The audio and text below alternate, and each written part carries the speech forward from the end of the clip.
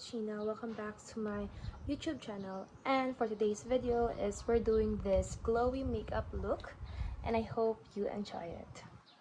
Now, so before tayo maglagay ng makeup sa ating face, of course, maglalagay muna ako ng headband para hindi malagyan ng hair ang ating face. Okay? So, before we'll put some makeup ay mag-skin prep muna tayo. Gumagamit ako ng wipes. So, eto yung Cherub Scented Wipes. Konting makeup na kukuha niya. Ito siya. Laki din yung wipes niya. So, sulit din siya para sa ating face. Pwede din sa leeg natin, guys. This is my favorite Maybelline na Fit Me Skin Tint. Fit Me Maybelline na Skin Tint. Ayan. So, ginagamit ko to all the time dahil maganda siya sa skin ko at hindi siya yung very sticky at yung thick consistency. Ayan. Pimple marks ako dyan. So, kinakailangan talaga nating takpan yung mga marks sa ating mukha. So, ginaganyan ko lang yon. Diba, alam mo yan?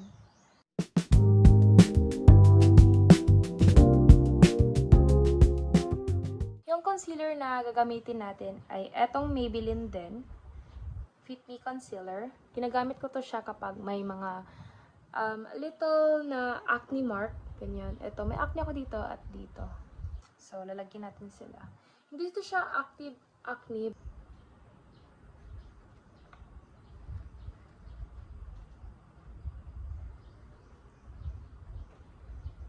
Ginaganyan ko siya para parang na-relief yung ating mukha, diba? So, maganda siyang ginaganyan.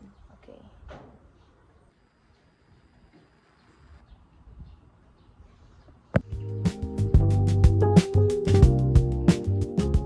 So, after ng concealer ay maglalagay ako ng ating bronzer or ang ating contour. So, yung contour natin ay etong CoverGirl Turn Naked Nudes. So, eto, yung may brown dyan, yun yung contour natin.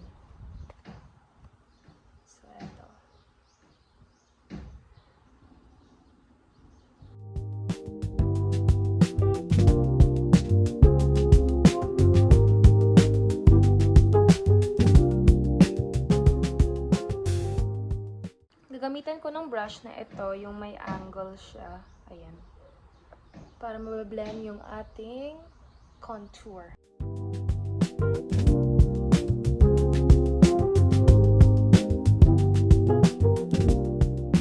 So, ayan. Nakontour na yung face natin. Ay maglalagay naman ako ng ating loose powder para sa nilagyan ng mga concealer. So, I will be using the Nichi 2 Final Powder. Eto. So, yung brush natin ay eto. Ayan.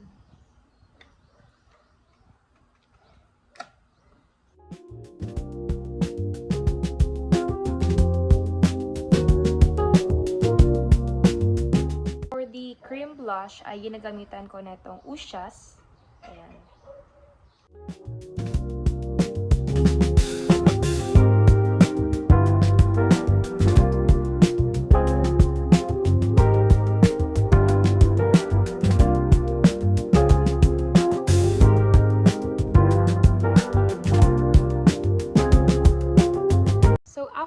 Our cream blush ay lalagyan ko siya ng powder blush.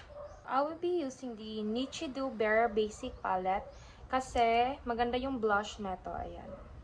So, for our brush, eto, gagamitin.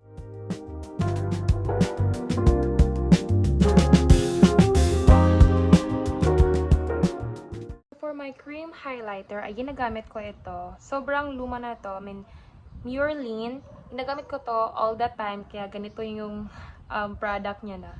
So, ito yung napakaganda na highlighter. So, I'll be using this small brush.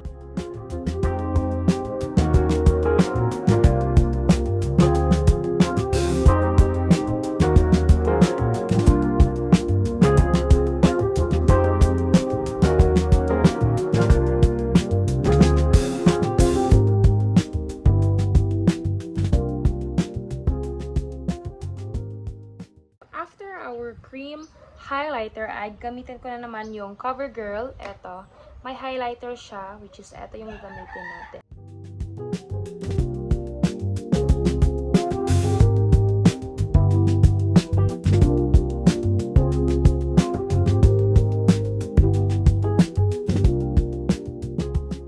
So, sa lips natin ay gagamitan ko siya ng lip tint. Etong 24K Gold na lip tint.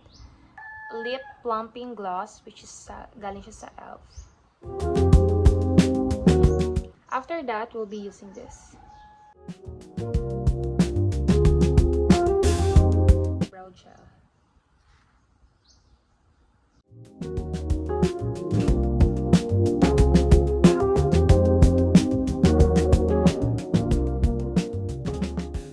Ng Caroline Brow Gel.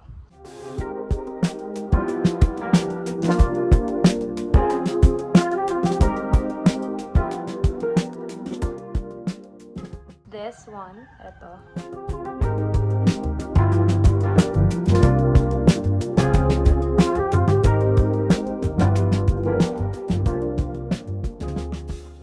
So, ayan. Ito yung finished look. At mag-get ready muna ako sa outfit natin para makita niyo yung finished look.